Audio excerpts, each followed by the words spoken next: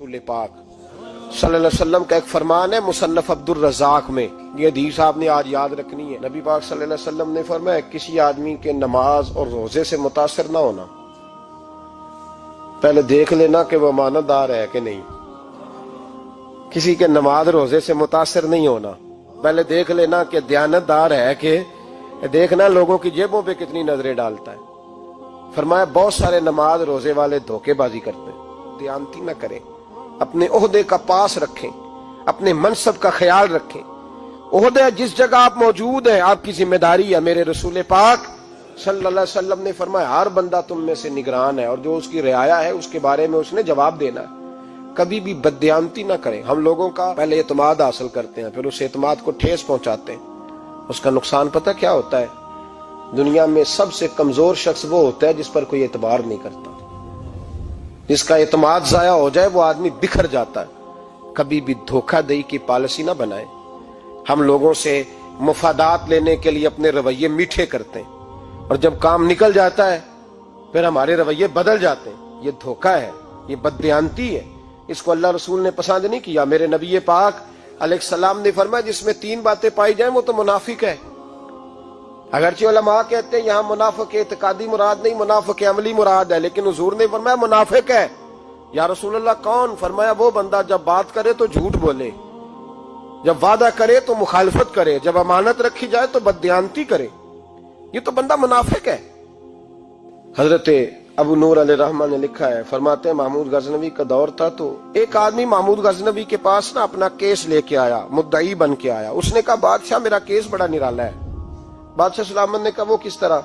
कहने लगा ये मेरे पास एक थैली है, मैं ना सफर पे जाने लगा तो ये थैली पूरी हीरों की भरी हुई। फलां इलाके के जो काजी साहब है ना, मैं जाती दफा मैं कहीं सफर पे जा रहा था तो मैं उनके पास छोड़ गया कि रास्ता लंबा है, कहीं कोई मुझसे छीन ना ले, हीरों की भरी हुई थी। कुछ दिनों के बाद मैं वापस आया हूं, काजी साहब ने मुझे थैली वापस की है तो इसमें हीरों की बजाय खोटे सिक्के निकले।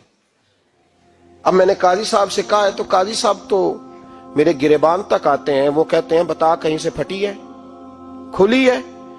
वो जिस तरह टांके लगा के तूने सी थी उसी तरह लगे हुए हैं कि नहीं? तो हुजूर लगे भी बिल्कुल उसी तरह है, ना फटी है ना खुली है। अब मैं लुट गया हूं, मेरी कुल उम्र की कमाई जाया हो गई, खोटे सिक्के कहां और हीरे कहां? तो मेहरबानी करें और आप की बारगाह में अल्लाह रसूल के नाम पर हलफ देता हूं कि मैं हूं बिल्कुल सच्चा। महमूद गजनवी कहने लगे तू जा, थैली छोड़ जा और जब मैं तुझे बुलाऊंगा फिर दोबारा आना। वो शख्स चला गया। महमूद गजनवी उठे, दरबार बर्खास्त किया, लोगों से कहने लगे चले जाओ, मैं 3 दिन के लिए सैर करने जा रहा हूं, 3 दिन के बाद लौटूंगा। अकेले जब रह गए ना महमूद दरबार में तो महबूब ने छुरी मंगाई। वो जिस तख्त पे बैठते थे वहां गद्दा बिछा हुआ था, ये गद्दा पड़ा है ना, वो गद्दा बिछा हुआ था। महमूद ने छुरी के साथ उसको फाड़ डाला और छुरी जेब में रखी निकल गए। कहने लगे मेरे बाद कोई मेरे दरबार वाले इहाते में दाखिल ना हो। महमूद चले गए। अब वो सफाई करने वाला जब आया ना, उसने आके देखा तो गद्दा तो फटा हुआ है। उसने शोर डाल दिया, पहरेदार भी आ गए, फलां साहब भी आ गए, फलां साहब। उसने कहा ओ खुदा के बंदो उसका गद्दा फट गया है, वो तो मार डालेगा। उसने कहा था सिवाय सफाई और निगरानी वाले के दूसरा आए कोई ना, और यहाँ आया भी कोई नहीं। पहले दिन ही फटा हुआ है तो लटका देगा सबको, क्या करें? शोर हो गया, सारे दरबार के मुलाजिमीन इकट्ठे हो गए। एक बंदा बोला, कहने लगा फिक्र ना करो, मैं कैसे बंदे को जानता हूं, इस तरह सिएगा कि जिसने फाड़ा होगा उसे भी पता नहीं चलेगा कहां से फटा था। ऐसा बेहतरीन रफू करेगा कि पता भी। उसने कहा यार हम सारे एक महीने की तनख्वाह देते हैं, तू बंदा बुला। वो बुला लिया उसको, उसका नाम मोहम्मद रफूगर था। वो आया, उसको गद्दा दिखाया, उसका यार इस तरह सीना पता ना चले। उसने कहा फिक्र ही ना करो, मैं बड़ा कारीगर हूं। बड़े बड़े कारीगर लोग नहीं हमारे मुल्क में पाए जाते, कोई निशान छोड़ते हैं पीछे? बड़े कारीगर का पैसे होने चाहिए, बड़े बड़े कारीगर बंदे। आप यकीन करें ऐसा ऐसा फलसफा, ये उम्रा इबादत है ना, सरकार दो आलम सल्लल्लाहु अलैहि वसल्लम की बारगाह की हाजिरी बड़ी नेमत है ना। तो सऊदी गवर्नमेंट ने पाबंदी लगा दी, खैर उनकी भी ज्यादती है। इस तरह की पाबंदियां शरीयत इस्लामिया में जायज नहीं। अल्लाह के घर मुसलमान जब चाहे जा सकता है, लेकिन वो कहते हैं जी 2000 रियाल दे जिसने 2 साल बाद भी आना है। उन्होंने पाबंदी लगाई तो हमारे एजेंटों ने भी कई खास ट्रेनिंग हासिल की हुई है, पता नहीं कहां से सीख के आए, उन्होंने भी रास्ता निकाल लिया। ایک سال سے میں نے کہا کہ جناب وہ 2000 ریال لگ گیا تو کیا کرنا ہے؟ کہنے کوئی مسئلہ نہیں، پاسپورٹ نواں بنوا لو، گنجائش ہے، یعنی ہر شے کا حل ہے۔ تو میں نے کہا یار اب عمرہ کرنے جاتے وقت بھی بندہ دھوکہ دے کے جائے، اللہ کے گھر جاتے وقت بھی اس طرح کی حرکت کرے، کیا حال ہو گیا؟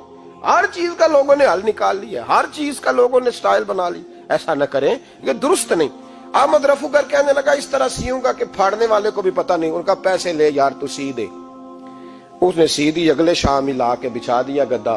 تیسرے دن بادشاہ سلامت آئے، آ کے پہلی نظر گدے پہ ڈالی، اس نے بلایا سب ملازمین کو، کہا کس نے سیا ہے؟ کہا جناب کیا ہوا؟ کہا یہ پھٹا ہوا تھا۔ کس نے؟ کہا نہیں پھٹا ہی نہیں۔ وہ کہنے لگے بنو بات، میں خود پھاڑ کے گیا تھا، تو بتاؤ صحیح سیا کس نے ہے؟ کہا جناب آپ پھاڑ کے گئے تھے تو بتایا کیوں نہیں؟ فرمانے لگے اسی لیے تو بتایا نہیں تھا کہ تم خود تحقیق کر لو، بلاؤ بتاؤ سیا کس نے۔ تو بلا لیا، احمد رفو گر آ گیا۔ اس کو جب بلا کے سامنے بادشاہ کھڑا کیا، کہا بھئی تو نے سیا ہے؟ کہنے لگا حضور آپ کے سارے ملازم کٹھے ہو کے آئے تھے، میری غلطی کوئی نہیں۔ کہا نہیں یار تو بڑا کاریگر ہے، میں نے اپنے ہاتھ سے پھاڑا تھا پر مجھے بھی نہیں پتا چل رہا کہاں سے پھٹا تھا۔ اچھا یہ بتا یہ تھیلی جو ہے یہ بھی تو نے سی تھی؟ اس نے کہا جی آپ کے خادم کا ہی کارنامہ ہے، وہ فلانے علاقے کے قاضی صاحب آئے تھے، اس میں سے ہیرے نکال کے تو کھوٹے سکے بھرے تھے، تو مجھے بھی تھوڑا سا حصہ ملا تھا۔ محمود نے سارے گواہ بھی اکٹھے کر لیے، ثبوت بھی اکٹھے کر لیے۔ پھر قاضی کو بلایا، پہلے سارے ثبوت اور گواہ کیس حل کر لیا۔ پھر ہمارے ہاں یہ حال ہوتا ہے کہ مدعی 2-3 ہفتے کے بعد خود ہی ہاتھ باندھ جاتا ہے، کہنا تسی میری جان چھڈو، مجرم پھڑو پاوے نہ پڑھو۔ وہ کہتا ہے مجھے معافی دو، میں رہا۔ ظلم ہے نا، ظلم زیادتی ہے کہ جو بیچارہ اتنے سوال مجرم سے نہیں ہوتے جتنے مدعی سے ہوتے ہیں۔ آپ یقین کریں اتنے سوالات ہوتے، بیچارہ ہف جاتا ہے۔ یہ طریقہ درست تو نہیں، ایک لٹ گیا اور دوسرا طرح طرح کے سوالوں کے جواب دیتا پھرے بیچارہ۔ سارے ثبوت اکٹھے کر کے قاضی صاحب کو بلایا، تنہائی میں لے جا کے محمود غزنوی نے کہا قاضی صاحب آپ سے غلطی ہو گئی، غریب آدمی تھا، وہ لٹ گیا ہے، اس نے تو بڑی مشکل سے کچھ ہیرے جمع کیے تھے اور اس کی کل کائنات تھی، تو آپ اس کا مال اسے دے دیں، بات ختم۔ قاضی صاحب کہنے لگے آپ مجھ پہ الزام لگا رہے ہیں، سوال ہی نہیں پیدا ہوتا، آپ میری داڑھی دیکھیں، آپ میرا اعزاز دیکھیں، دنیا جانتی ہے میں اس کا۔ قاضی صاحب انسان بھول ہی جاتا ہے، بندہ بھول جاتا ہے، غلطی ہوگی، مال نے کہا نہیں سب، کہا میں تنہائی میں پوچھ رہا ہوں، میں اس وقت پوچھ رہا ہوں جب دوسرا موجود کوئی نہیں، آج توبہ کر لے، میں کچھ نہیں کہوں گا، تو میری زبان پہ اعتبار کر، تجھے پتا ہے میں جو کہتا ہوں اس پہ عمل بھی کرتا ہوں، باز آ جا۔ پر قاضی نے کہا نہیں میری غلطی کوئی نہیں۔ محمود نے پھر بڑے دربار میں بلا لیا، مجمع عام میں۔ مہلت کے دنوں میں جو توبہ کر لے وہ بچ جاتے ہیں، لیکن لوگ رسوائیوں کے دنوں میں پھر واپس لوٹتے ہیں اگلا گھر دیکھ کے، پھر حالات اور طرح کے ہو چکے ہوتے ہیں۔ جب بڑے دربار میں قاضی کو بلایا، بھائی تو مانتا ہے کہ نہیں؟ اس نے کہا نہیں۔ تو کہا بلاؤ احمد رفو گر کو۔ جب وہ احمد رفو گر آیا تو بوڑھے قاضی کی ٹانگیں کانپنے لگی، جملے ٹوٹنے لگے، لفظ زمین پر گرنے لگے، بات صحیح نہیں ہوتی، زبان لڑکھڑانے لگی۔ محمود کہنے لگے قاضی میں نے تجھے کہا تھا وہاں مان جا بات، اب بڑے دربار میں بول۔ تو جب قاضی صاحب کی گردن خود بخود جھک گئی تو دنیا سمجھ گئی، کہا نکل جا میرے دربار سے۔ محمود بولے نکل جا، اتنی تجھے عزت دی، اتنی بڑی تنخواہ دی، قاضی بنایا، اور یہ چھوٹی سی رقم کے لیے، تھوڑی سی رقم کے لیے تو بددیانت ہو گیا، چل چلا جا، نکل۔ قاضی دربار سے نکلا تو لوگ لعنتیں برسانے لگے۔ کل جو دکانیں چھوڑ کے سلوٹ کرنے آتے تھے وہ کہنے لگے اس کی عمر دیکھو، اس کے کام دیکھو، دیکھو اس نے کیا کیا۔ گھر گیا، بچے جن کے لیے پاپ کمایا تھا، جنہاں لی تو پاپ کمائے ہن کتھے نہیں ہو تیرے گھر دے۔ وہ بچے کہنے لگے ابا جی ہم تو سکول مدرسہ جانے کے قابل نہیں رہے، امید تھی کہ بیوی ساتھ دے گی۔ وہ کہنے لگی میں میکے کیسے جاؤں گی، گلی کی عورتیں طرح طرح کی باتیں بناتی ہیں۔ او بھائی کامیابیوں کے بڑے سربراہ ہوتے ہیں، کوئی کامیاب ہو جائے تو سارے کہتے ہیں میری سپورٹ سے ہوا ہے، ناکامیاں ہمیشہ یتیم ہوتی ہیں، ناکامیوں کا کوئی سربراہ نہیں ہوتا۔ جب تک تو قاضی تھا تو بڑے بات تھی، ہر بندہ کہتا تھا رشتہ دار ہے، رسوائی ہو گئی تو وہ تیری آنکھ ہو یا سنگ ملامت کی چبھن، کون پہنچا ہے میرے درد کی گہرائی تک، دور شہرت میں تو یاروں نے کیا یاد بہت، ساتھ آیا نہ کوئی کوچے رسوائی تک۔ اور میاں صاحب کہنے لگے ساری عمر ہی آٹا گد ہے، میں لکھاں کیتے نہیں پیڑے، اب وقت آیا ہی تے محمد بخشا کوئی نہیں ہوں بیٹھا نیڑے، حالات ہی بدل گئے۔ قاضی خاموشی سے اندر چلا گیا، اپنی رسوائی سمیٹ کے بستر پہ لیٹا۔ نہ روٹی کی بھوک لگی، نہ پانی کی پیاس لگی، نہ نیند آئی، ساری رات تڑپتا رہا۔ سویرے گھر والوں نے دروازہ کھولا تو روح پرواز کر گئی تھی، دنیا چھوڑ گیا۔ حضرت ابو نور علیہ رحمہ بولے، فرمانے لگے یاد رکھو کبھی بددیانتی نہ کرنا، کبھی۔ یہ تو محمود غزنوی کی عدالت تھی، قیامت میں رب کریم کی عدالت لگے گی۔ اور فرمایا وہاں تو گواہی دینے والا احمد رفو گر تھا، قیامت میں تو تمہارے اپنے ہاتھ پیر گواہیاں دیں گے، ہمارا اپنا وجود گواہی دے گا۔ اور فرمایا یہاں تو لانتے دنیا دار برساتے تھے، وہاں فرشتے ہوں گے۔ اور قاضی کو تو موت آ گئی تھی، قیامت میں تو دوبارہ موت بھی کوئی نہیں آئے گی، وہاں تو رہنا ہے اور سہنا ہے۔ بددیانتی معاشرے میں، اتنی بددیانتی ہر جگہ۔ اس معاشرے کا بھی کچھ بنے گا جہاں دوائی بھی خالص نہ ملے، جہاں دوائی میں بھی بددیانتی ہو۔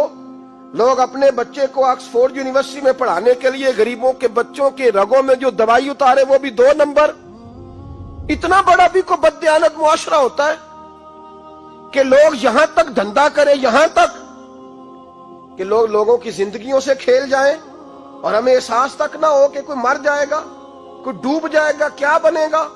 اور جس نے وہ اپنی رجسٹر کی دوائی کی، اس نے 2-4 لاکھ روپیہ لیا اور اس نے یہ نہیں سوچا کتنے انسان میری وجہ سے مریں گے۔